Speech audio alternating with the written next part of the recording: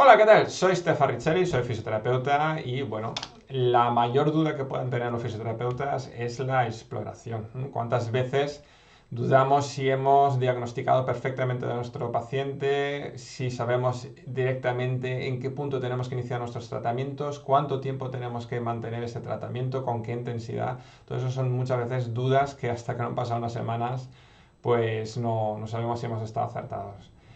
Mi propuesta va a ser que tengas una metodología de diagnóstico diferencial global de todo el cuerpo, que te sepa indicar en qué momento y dónde justamente tengas que empezar tus tratamientos y que no te tengas que esperar una semana o más para ver los resultados, sino que en la misma sesión vas a tener los resultados y sobre todo después de cada intervención vas a tener la verificación si estás haciéndolo bien o mal, con lo cual, digamos, es muy difícil que puedas fallar con este sistema que te voy a proponer.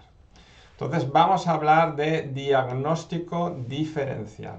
Bien, eh, todos los terapeutas, quieran o no, son terapeutas faciales. ¿Y por qué somos terapeutas faciales? Si yo lo que hago es trabajar con deportistas, yo solo hago masajes deportivos o yo me dedico solo a pacientes neurológicos, ¿qué me estás contando que yo soy fisioterapeuta facial? Pues las fascias lo envuelven y engloban absolutamente todo dentro del cuerpo, con lo cual realmente no nos podemos escapar cuando estamos tratando a nuestro paciente de decir sobre este tejido. Y si lo engloba, envuelve, intercomunica en todas las direcciones y absolutamente todo, pues podréis entender que tiene una gran relevancia en el funcionamiento del cuerpo, ¿vale? Porque nos engloba por total, desde la superficie a la profundidad, nos intercomunica todo y hasta las partes más pequeñas. O sea, un vaso, un capilar está envuelto en tejido conectivo facial.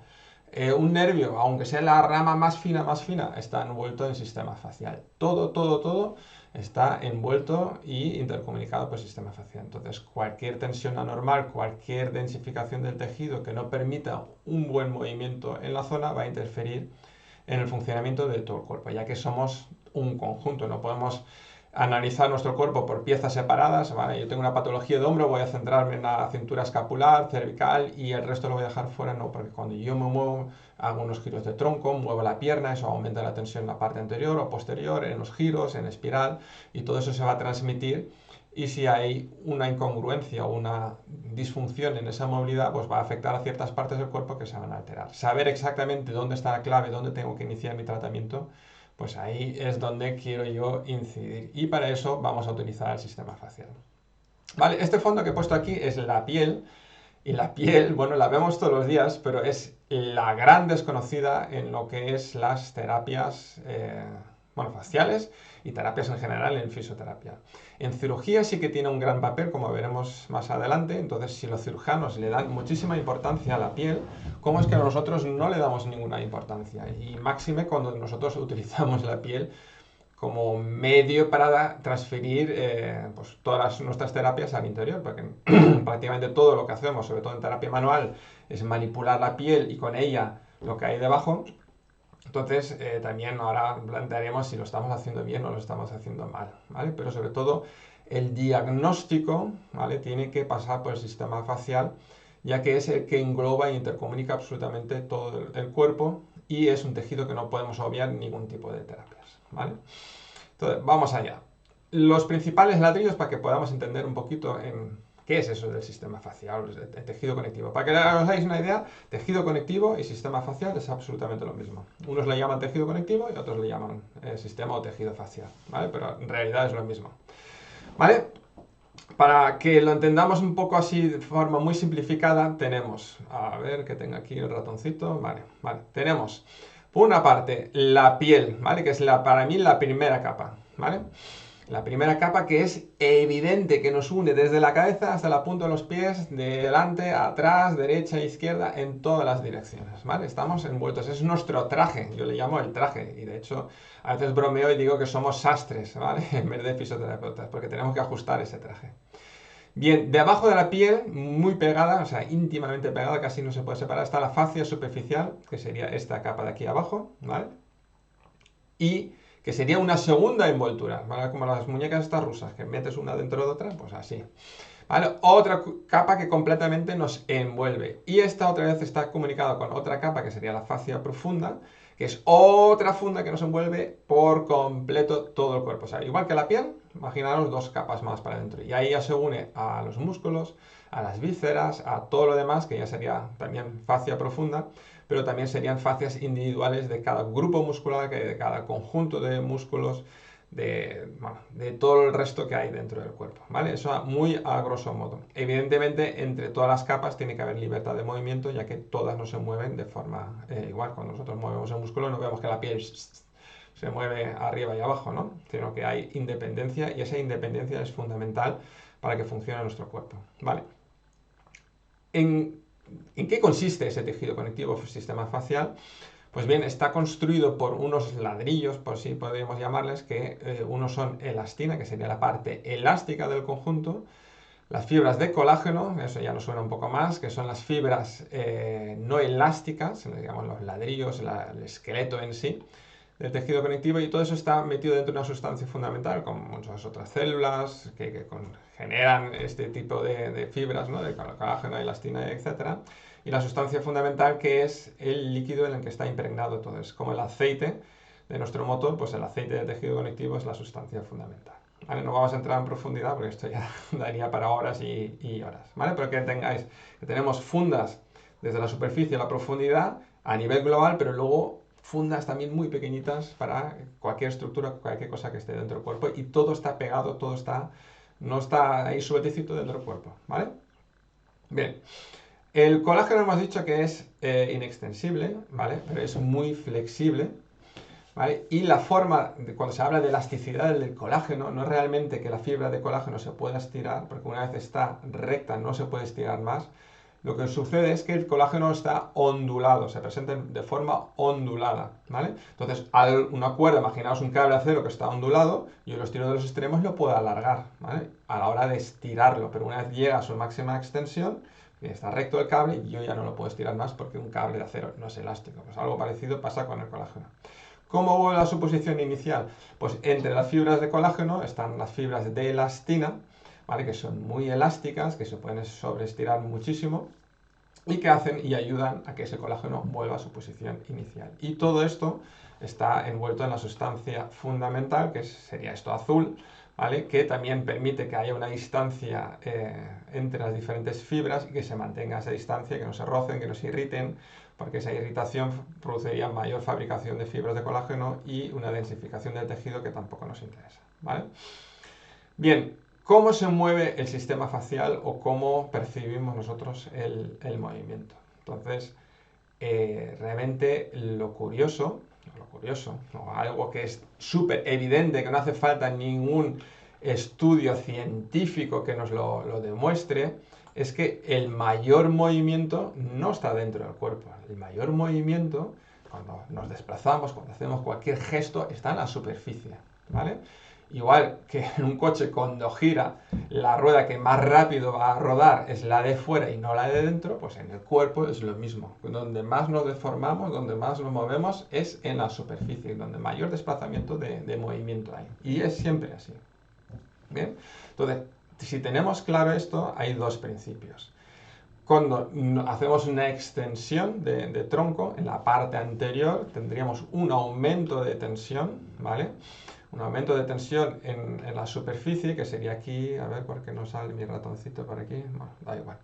Bueno, en la extensión, en la convexidad hay un aumento de tensión y en la concavidad hay una compresión, ¿vale? Entonces, por ejemplo, en mi codo, si yo doblo mi codo, a ver que me pongo otra vez grandecito, ¿vale? Si yo doblo mi codo, aquí tendré un aumento de tensión del tejido y en la flexura del codo tendré una compresión de lo que es el tejido.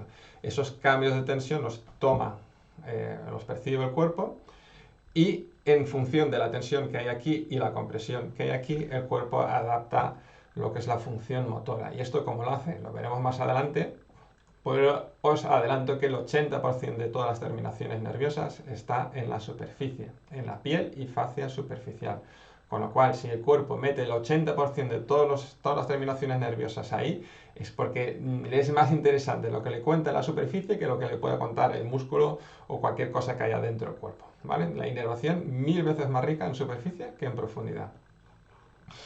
¿Vale? ¿Y qué sucede al revés? Cuando, por ejemplo, yo me flexiono hacia adelante, pues tendré la compresión en mi tórax, en la parte anterior, pero en mi espalda se va a estirar. Entonces, la diferencia de tensión entre la parte anterior y posterior es lo que percibe el cuerpo y en función de eso va a adaptar el tono muscular, como ya veremos un poquito más adelante. Ups, que me he volado un poquito, ¿vale? Entonces, la piel pensábamos que únicamente pues, nos protegía, estaba ahí afuera para que no entren los bichitos, para que no nos deshidratemos, etc. Pero en realidad la piel puede variar en grosor, puede variar en elasticidad, en flexibilidad y en rigidez, ¿vale? Entonces son parámetros que varían sobre todo con la edad, la exposición del sol, la hidratación misma del cuerpo y que en función cómo vaya variando esas propiedades fisiológicas de la piel puede alterar también la movilidad y la percepción que tiene el cuerpo, ya que la piel y la fascia superficial saben que son el órgano de propriocepción más grande de nuestro cuerpo, ¿vale? Y en cirugía, la verdad que se tienen muy en cuenta a la hora de hacer incisiones y lo comentaremos un poco más adelante porque dependiendo de cómo se haga el corte, la cicatriz va a tener mejor o peor diagnóstico. Entonces, si la cirugía tiene eso en cuenta, ¿cómo es que en fisioterapia no tenemos en cuenta cómo manipulamos la piel, en qué dirección, con qué tensión, etcétera?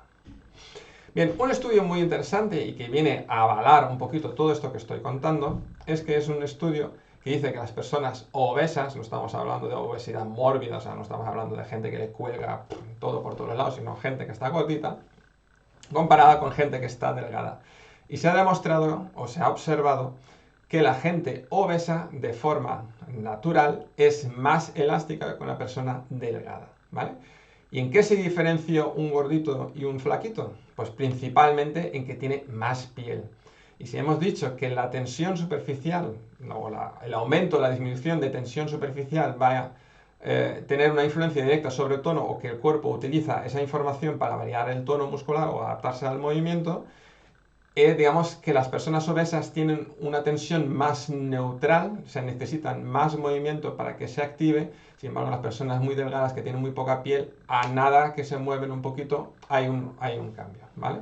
Entonces, esa poca, digamos, margen de compensación, o sea, hiperestimulación de la piel al estar ya, digamos, de por sí pretensada, al disponer de muy poca piel, hace que pueda estar alterada la propriocepción, haya un aumento de tensión excesivo demasiado pronto y eso active demasiado pronto el músculo. Ejemplo muy tonto.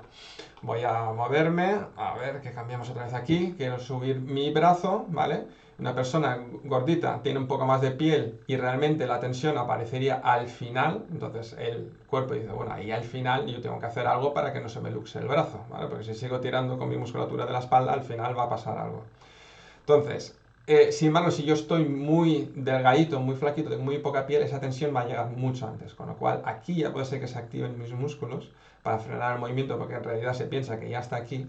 Y entonces, esa diferencia es la que va a dar más o menos movilidad. De ahí que las personas que tengan un poco más de carnes sean más elásticas y también que su tono muscular basal sea menor al no tener un estímulo, digamos, de excitación continuado y así tener más fuerza explosiva. Entonces se ha visto que las personas obesas tienen más elasticidad y más fuerza explosiva, ¿vale? Y esto viene a avalar un poquito todo lo que os estoy contando.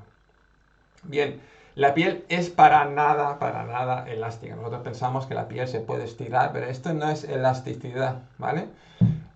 Si queréis hacerlo al revés, tomar un pliegue así, estirarlo de arriba a abajo y vais a ver que ahí no se estira nada, ¿vale? La piel realmente, bueno, ahora lo contaremos, no me voy a adelantar, es muy poco elástica. Lo que sí que sucede es que la piel puede crecer. De hecho, cuando una mujer se embaraza, le crece el vientre y la piel se adapta. Cuando nosotros bebemos demasiada cerveza, también el vientre se hace más grueso y la piel se adapta.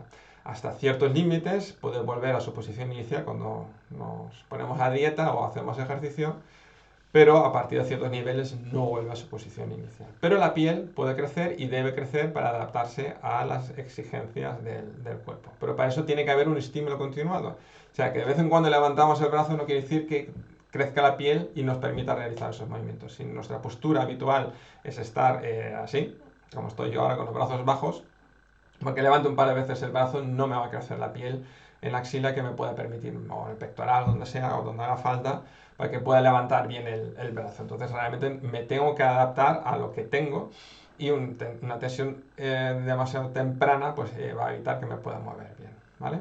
De hecho, la piel, en la primera parte habíamos dicho que teníamos el colágeno ondulado con la elastina. En la primera parte ahí es un poco elástica, ¿vale? Ahí se puede mover un poco. Por una vez se tensa las fibras de colágeno o se desondula esas fibras de colágeno y hay un estrés mecánico y si sobrepasamos ese estrés mecánico se rompe. Y se habla de que la piel tiene una elasticidad del 0,7%. Señores, 0,7, eso no es nada. Si pensamos que, bueno, yo mido 1,76, no llegaría a estirar pues ni 1,60 m, ni 1,6 centímetros la piel desde la cabeza a los pies, con lo cual hay muy poca, es que es nada, es esto, ¿vale? Hay muy poca posibilidad de que yo pueda estirar mi piel y adaptarme. Entonces, pero yo cuando me muevo, levanto un brazo, realmente yo necesito mucho más piel aquí. De hecho, hacer un experimento, meteros en la camiseta bien metida dentro del pantalón, levantar el brazo y veréis cómo se os sale del pantalón. Quiere decir que vuestra ropa para levantar el brazo tiene que subir, tiene que adaptarse, porque es también normalmente poco elástica, ¿vale? Lo mismo sucede con la piel. Tiene que deslizarse, tiene que moverse porque no es elástica. Y si no se puede mover de un sitio a otro, aparece una tensión prematura y eso hace que el cuerpo perciba una información errónea y no se pueda mover bien. ¿Vale?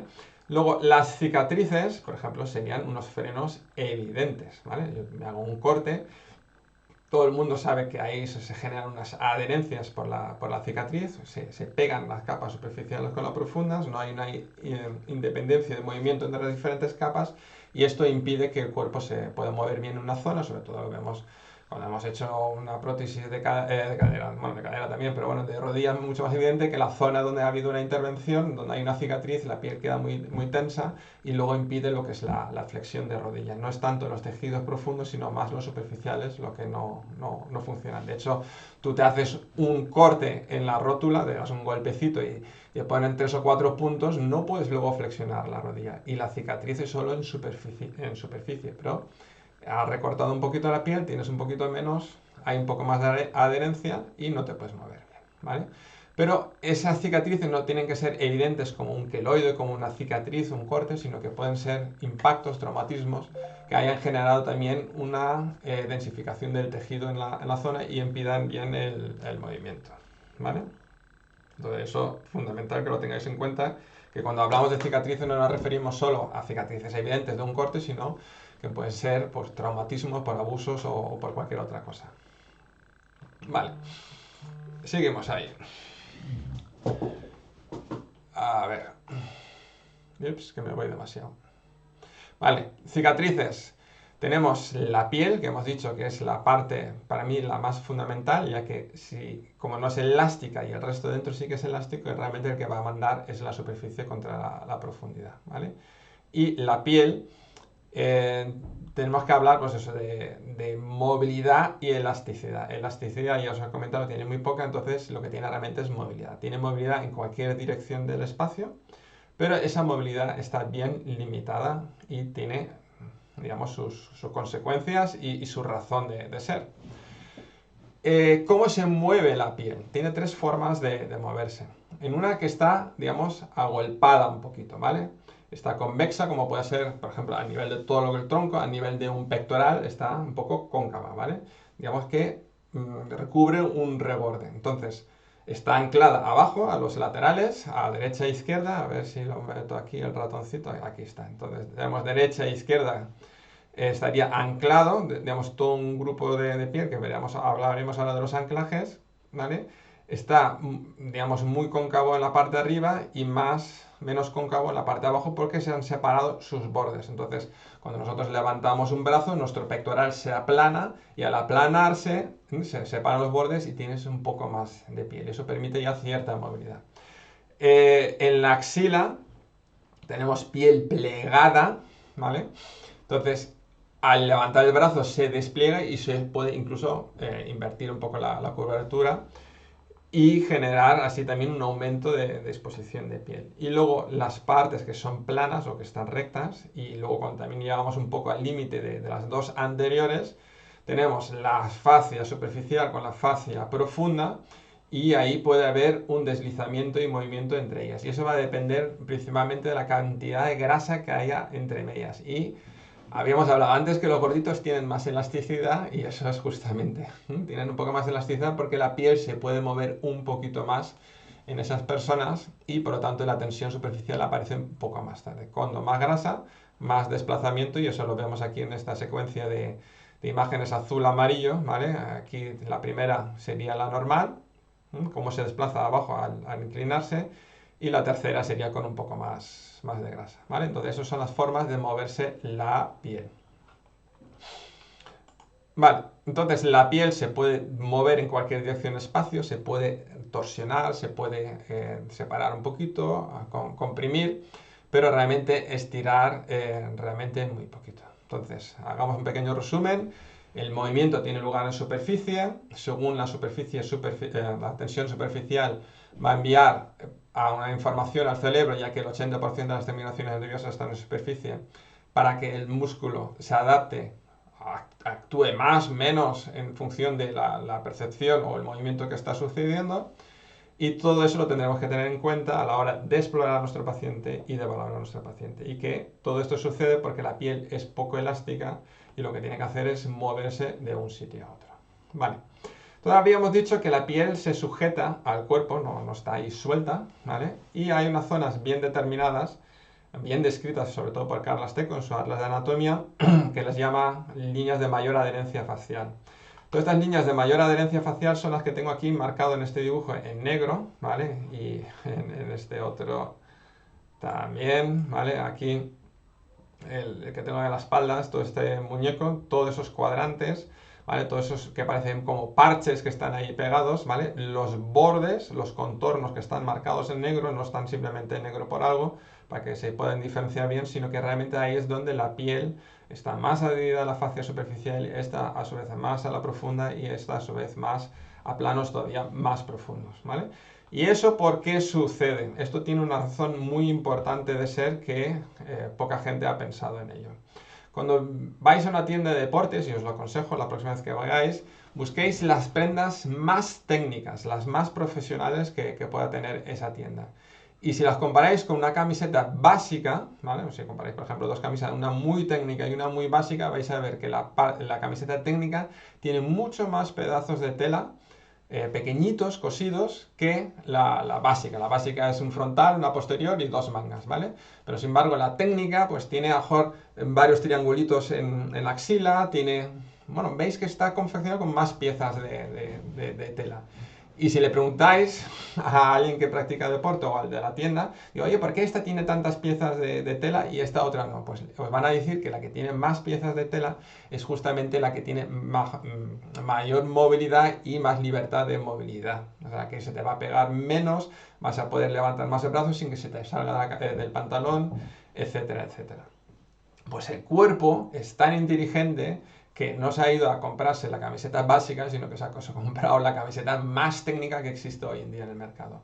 De hecho, tenemos tantas piezas, son tantas piezas de piel más adheridas, evidentemente no están cosidas, ¿vale? Pero están más adheridas en ciertos puntos para que justamente estén como más agolpadas para que se puedan llegar a estirar, pero a estirar no porque sea más elástico, sino de desdoblarse, doblarse y que la movilidad realmente sea perfecta. Eso es la razón por qué, digamos, tenemos la piel más pegada en el esternón, justo por debajo del pectoral, no solo para que se nos marque la silueta, sino que para que luego haya cierta libertad de movimiento, ¿vale? Entonces eso va a conformar los cuadrantes faciales, ¿vale? A ver, aquí, exacto, los cuadrantes faciales.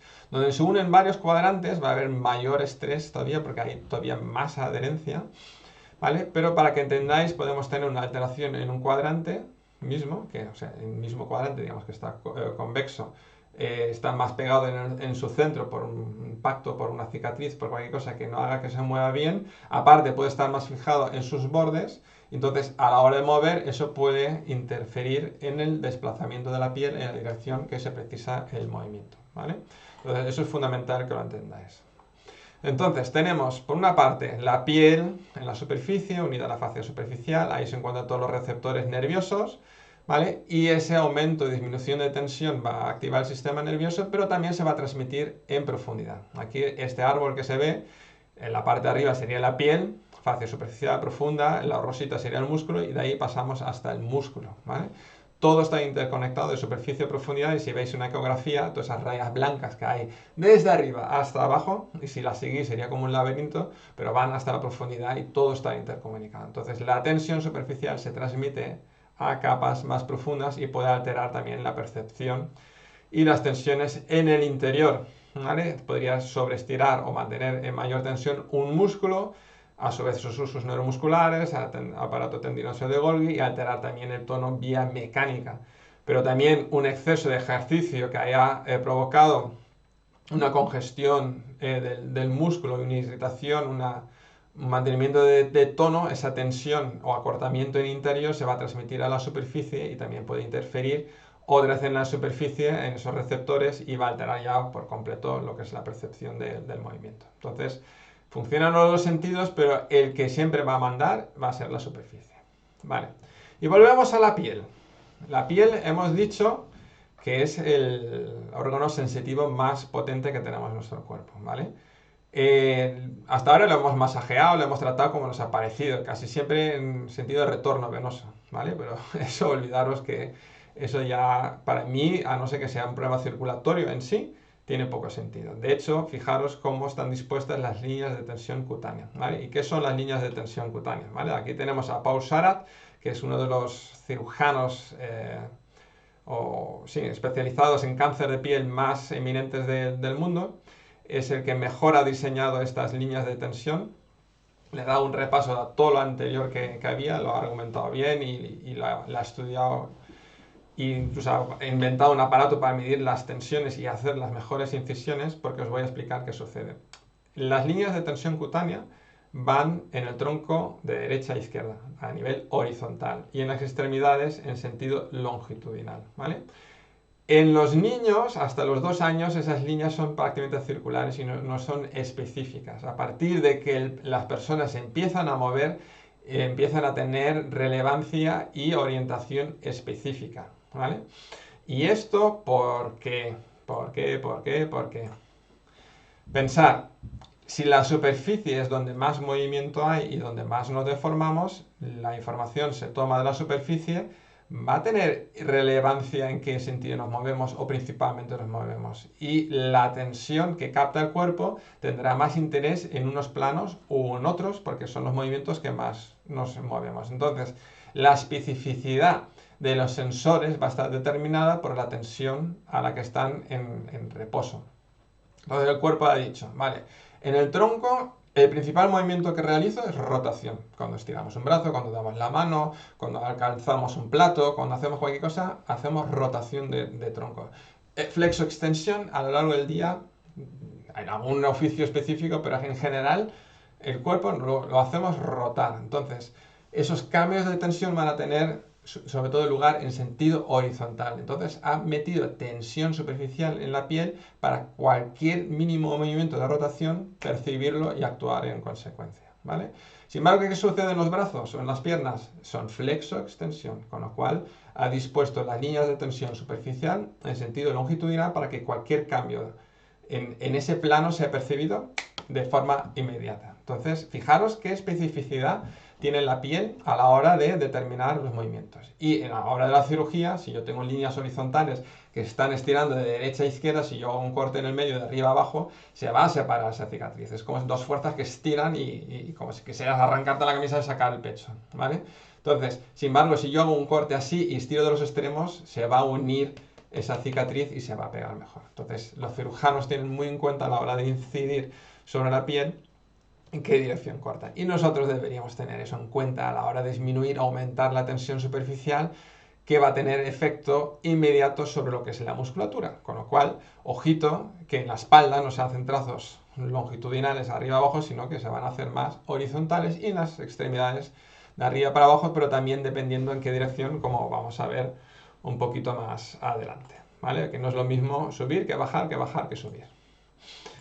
Vale, entonces esas líneas son fundamentales a la hora de hacer las incisiones y disecciones, pero también en fisioterapia son súper importantes a tener en cuenta, pero veremos que no es lo mismo que tengamos una restricción en el tobillo que en la rodilla y dependiendo de dónde esté y en qué movimiento tenemos que hacer un movimiento u otro. ¿Cómo sabemos si nuestra piel es menos móvil en una zona? Pues bueno, podríamos decir, agarro una ventosa, la coloco y veo lo que puede desplazar la piel en una zona, puedo comparar con un lugar simétrico, si se mueve igual, o un lugar periférico, si se mueve igual, o puedo agarrar, pellizcar la piel y ver lo que la puedo separar del cuerpo y lo que la puedo desplazar en un sentido u otro. Pasa que a veces no podemos ni pellizcar en una zona y bueno, con la ventosa podemos ver si en una zona está un poco más adherido, pero no sabemos qué influencia tiene y digamos, con una ventosa toquetear todo el cuerpo para mapear y saber dónde están más o menos adheridas, pues nos llevaría un montón de trabajo. ¿Vale? Entonces, ¿cómo vamos a utilizar o cómo vamos a ver cómo se mueve la piel? Y aquí hay un artículo muy interesante, que realmente es un artículo fallido, pero para que veáis que la evidencia científica, aunque salga mal, tiene gran provecho. Y aquí le salió fatal la cosa porque querían medir con marcadores externos, medir la movilidad articular y se dieron cuenta que la piel no sirve para ver la movilidad articular, ¿vale? Porque la piel se mueve de forma independiente o anómala con respecto a lo que es la articulación y daba mediciones erróneas en gran medida. Pero vieron que, por ejemplo, en la flexión de cadera, la piel del muslo migra para arriba y la de los isquiotibiales migra hacia la rodilla. Qué curioso, ¿verdad? En la extensión, al contrario, la piel migra hacia la rodilla y en la parte posterior migraría hacia la cadera. En la abducción, es la parte interna migra hacia la rodilla y la parte externa hacia la cadera. Entonces, tenemos movimientos de la piel en función, o sea, aumentos de tensión o disminución de tensión de la piel en función de qué movimientos realicemos. ¿Vale? Otra cosa muy curiosa es cuando estamos sentados, que es nuestra postura de este siglo más normal, bueno, los fisios solemos estar más de pie, pero bueno, gran parte de la población está sentada. Yo os voy a poner aquí un ejemplo, ¿vale? Entonces, tenemos esta persona que está sentada, hemos dicho que la piel se adapta a las necesidades de movimiento, ¿vale? O la necesidad, o cuando hay una tensión mantenida puede crecer, cuando no hay una tensión mantenida no crece o incluso decrece. Entonces, una persona que está todo el día sentada, ¿qué le sucede? Que la tensión anterior está disminuida, con lo cual se tiende a cortar y la parte posterior tenemos mucha tensión, con lo cual aumenta la tensión y crece más la piel. Pero ¿qué sucede? Cuando esa persona se pone de pie, varía completamente. La parte anterior se pone a tensión y la parte posterior se relaja. Entonces, atrás tenemos una falta de estímulo de tono, también típico en el corredor, ¿no? Y dicen, tienes una debilidad del músculo piramidal, pues es que lo tienes relajado. O sea, la tensión superficial de la piel se ha relajado. Entonces, no me vengas ahora con tonterías de que tienes que potenciar ese músculo. Lo que tienes que variar es la elasticidad y el estímulo a ese músculo, ¿no? Porque no puede ser que una persona que corra más de 20 kilómetros al día tenga una debilidad de glúteo menor, ¿vale? Pero no se arregla potenciando, sino equilibrando las tensiones, ¿vale?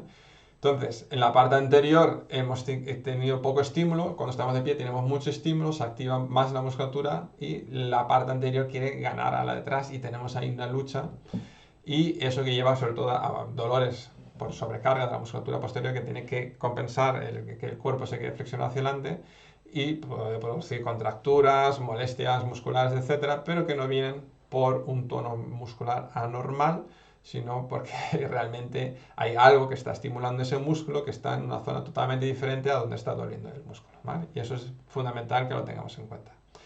En la abducción, pues se estira también hacia adentro. Pero ¿qué sucede cuando cruzamos las piernas? Ahí no estamos simétricos, ¿vale?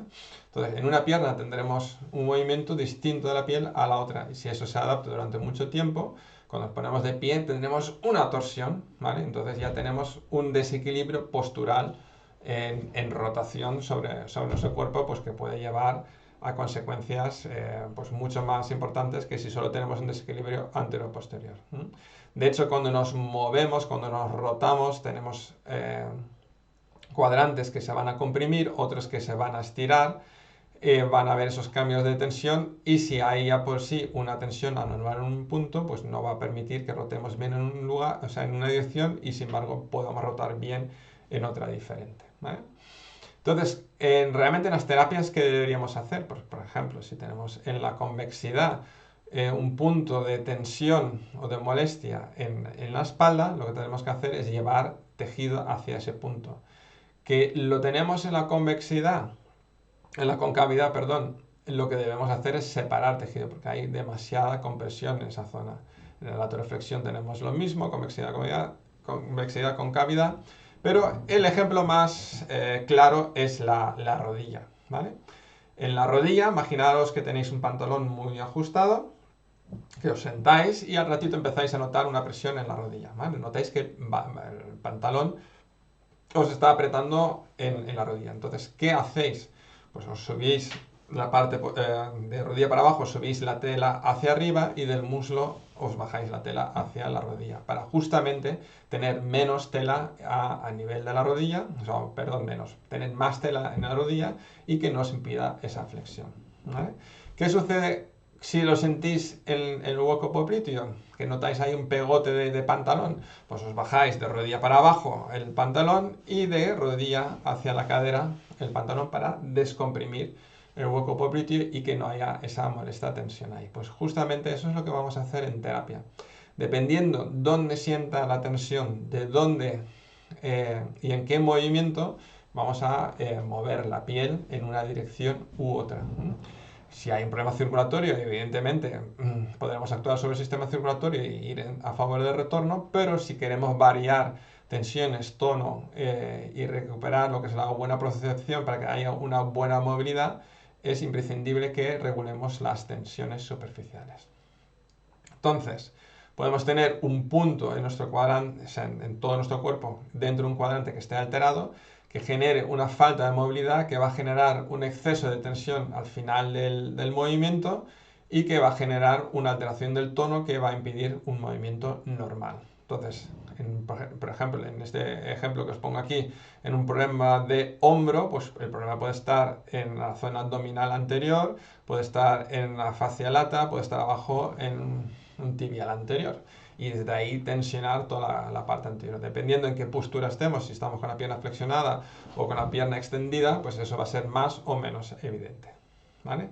Y con respecto a las posturas, veremos que luego también, cuando se haga la propuesta de exploración, van a ser determinantes las posturas en las que exploremos a nuestra paciente. Entonces, podemos tener puntos de tensión que en el movimiento al final se reflejen en un mismo punto, y eso va a determinar dónde va a estar nuestro problema. Entonces, de ahí que yo os haga la propuesta del sistema de cuadrantes faciales, para determinar dónde está la alteración y ver qué influencia tiene sobre una patología concreta, ¿vale?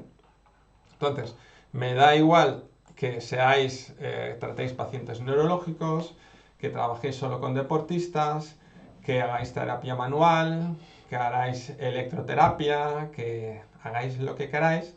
Este sistema de diagnóstico sirve para cualquier tipo de fisioterapia que hayáis estudiado, ¿vale? Entonces, diagnóstico, o sea, cualquier diagnóstico en fisioterapia, hombre, puede haber, a ver, ¿cómo lo digo? Diagnósticos más específicos de la función circulatoria o de respiratoria y demás, pero todo lo referido al movimiento, todo lo que queráis sacar respecto al movimiento o el impedimento que puede haber para un movimiento fisiológico normal, os va a servir este sistema de exploración, ¿vale? Entonces, eso es fundamental que lo entendáis, que realmente os va a servir para cualquier tipo de terapia que realicéis. El diagnóstico, vamos a utilizar el mismo para determinar cuál es la zona que está provocando el problema, ¿no? Y no vamos a centrarnos en tratar, vamos a explorar de forma global el cuerpo para poder trabajar de la forma más analítica el cuerpo, y no como hasta ahora se hacía, que era explorar analíticamente y tratar analíticamente, ¿vale? Bien, vamos a continuar. Entonces, lo que vamos a buscar son las asimetrías de tensión dentro del sistema facial, porque van a ser las que alteren esa tensión superficial y por lo tanto la percepción del cuerpo y su respuesta motora. Entonces, ya os había comentado que la forma de explorar a nuestro paciente de forma global va a ser a través del movimiento, porque el movimiento va a ser el que está restringido, el que va a dar patología. Generalmente en un paciente sentado quieto, a no ser que tenga una hernia o tenga algo gordo, en sí no le va a doler, eso suele ser cuando lleva un rato un movimiento o cuando realiza cierto movimiento es cuando le duele. Entonces vamos a explorar a nuestro paciente y ver qué influencia tiene según, o sea, su dolor, si varía, si está sentado, si está de pie o si está tumbado. Entonces vamos a utilizar primero una inspección visual de pie, ver qué patrón postural trae, si está torcido, si está chepado, si tiene un hombro más alto que el otro, si tiene un pie más girado que el otro, bueno, todo lo que veamos y que sea un poco evidente a la simple vista. Luego vamos a pedirle que realice movimientos de pie amplios de lateroflexión, de rotaciones, de inclinaciones, para ver dónde siente tensiones o dónde siente rigidez. Lo mismo lo vamos a hacer sentado, pensar que al estar sentado estamos flexionando las piernas y estamos variando las tensiones del cuerpo y puede ser que sentado tenga más rotación que de pie, con lo cual ya puedes pensar que algo de las extremidades le está afectando la rotación. Y luego también lo vamos a hacer tumbado, que realmente vemos si digamos, una escoliosis o una cifosis se alinea, o sea, se reduce o si se mantiene porque se queda ahí con la cabeza colgando, que no llega ni a la camilla, ¿vale? Entonces eso también nos hace una idea de cuánto tiempo vamos a tardar en recuperar a ese paciente, porque si tiene algo estructurado y ya, digamos, una rigidez articular, eso no lo vamos a cambiar un día. Sin embargo, una persona que tumbado se queda perfecta, pues podemos pensar que ese paciente tiene buen pronóstico y no va a tardar tanto en recuperarse.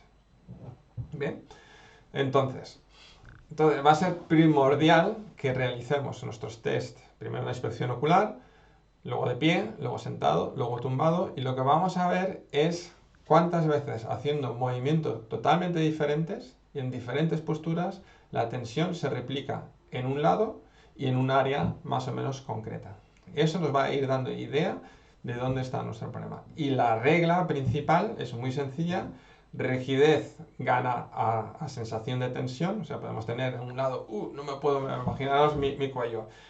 Hacia allá no puedo mover absolutamente nada, pero ni me duele ni me estira. Y hacia aquí, cómo me estira aquí el cuello, ¿vale? Pues va a ganar la rigidez. O sea, siempre vamos a hacer los movimientos a los dos lados, rotación, inclinación, todo a los dos lados, y adelante y atrás, evidentemente. Entonces, aquel lado que esté más rígido que flexible, pero que estira, va a ser el que gana. Si no hay rigidez, pues nos fijamos solo en la tirantez, que puede notar más tirantez en un lado que en otro, ¿vale? Después va a ganar todo lo que sintamos de tensión en la parte anterior, va a ganar a la que podamos sentir en la parte posterior, aunque atrás notamos tres cosas y delante solo una. Y luego la que sea más distal va a ganar a cualquiera que esté más próxima, ¿vale? Eso es nuestra ley oro, ¿vale? Con eso vamos a determinar cuál es el primer punto que vamos a tratar. Entonces, hemos probado nuestro paciente, hemos tomado anotaciones de todos los puntos que tenían disfunción, hemos determinado derecha, izquierda, delante, atrás, cuáles son los primordiales, si era más derecha, más izquierda, y cuáles de todos eran, digamos, los que consideramos que son interesantes, y ver también en qué movimiento o qué movimiento puede hacer él para replicar su dolor. Entonces, una vez tenemos eso, tenemos el punto donde tenemos que incidir, la postura en la que tenemos que tratar, que es en la que le aparece el dolor, y luego el movimiento que replica para que produzca ese dolor. Entonces, en esa postura, a ser posible, vamos a tratarlo con terapia manual, instrumental, electroterapia, flossing, cupping, lo que os dé la gana, y tiene que haber un cambio después de 2 minutos, ¿vale? Un cambio importante en la exploración, en esa tensión o rigidez que habíamos observado en los puntos que hemos explorado, pero también tiene que haber una mejora en su patología, ¿vale? En su dolor. Imaginaros que le he tratado el cuádriceps y le ha mejorado la movilidad del hombro y la tensión que él sentía en el cuádriceps en la exploración. Entonces, esas dos cosas tienen que variar de forma sustancial. Si eso es así, estamos muy acertados que eso es uno de los principales puntos de alteración. Volvemos a chequear todo y vemos lo que queda por ahí. ¿Que queda algún que otro punto que también es importante que interfiere en su patología? También lo trataremos. Pero generalmente veréis que si teníamos 7 puntos iniciales y, digamos, en orden decreciente, Si hemos resuelto bien el primero, a lo mejor los otros han desaparecido y queda uno o dos de los 7, o uno o ninguno, ¿vale? Y encima su patología ha mejorado. Entonces, eso también os va indicando lo bien que vais. Y luego, por otra, también si el resultado ha sido mediocre o ha habido poco cambio, puede ser que estemos en un punto intermedio, y si no ha habido ningún cambio es que estamos equivocados. Entonces, fijaros qué rápido podemos determinar si estamos bien o mal encaminados, ¿vale? Siempre vamos a retestar después de 2 minutos, eso nos va a dar esa garantía del buen diagnóstico y del buen proceder. Y luego también, a la hora de saber cuánto tiempo tenemos que tratar ese tejido, o sea, si ha habido una mejora importante, pero todavía le sigue molestando, tratamos 2 minutos más. Bien, volvemos a retestar. Oye, todavía mejor, pero aún me queda un poco. Otros 2 minutos. Mira, no, igual que el anterior. Ahí terminaríamos nuestra intervención, porque no por tratar más vamos a conseguir mejores resultados, ¿vale? Y sobre todo si aparecen puntos nuevos de tensión, eso los ignoramos, ¿vale? Porque normalmente cuando se tratan esos vuelven a aparecer otra vez los anteriores. Eso los dejamos para otra exploración en otro día, ¿vale? Pero fijaros qué metodología más sencilla y más clara para poder determinar cuál es el punto de origen y ver su influencia sobre la patología y así saber si estamos acertados o no. ¿Vale? Entonces, para cada exploración hay unos puntos de tensión y esos puntos de tensión pueden estar relacionados directamente en la zona o con puntos distales. Entonces, con todo eso vamos a determinar cuál es la intervención. A mí me gusta trabajar luego con terapias instrumentales porque son las que más me van a movilizar el tejido y más me permiten cambiar esas superficies de tensión, pero bueno, acepto cualquier otro tipo de práctica, siempre que esté bien realizada y con la dirección adecuada en cuanto a lo que habíamos comentado de la piel, ¿vale? Entonces, también cosas interesantes a saber es que generalmente el tejido conectivo reacciona bien a estímulos cortos, entre 5 y 10 minutos, en una área determinada. Si hubiera que tratar varias áreas, pues podrían ser multiplicar eso por tantas áreas que hayamos tratado. Y eso se podría repetir cada 6 horas, ¿vale? Como nosotros no lo vamos a repetir cada 6 horas, el ejercicio terapéutico para ese área en concreto va a ser fundamental. Y eso también es una propuesta que os hago en Richelli's Facial Reset System, que es la metodología de ejercicio terapéutico específico para cada cuadrante, donde podéis resolver también todas esas dudas, pero bueno, ese es otro libro.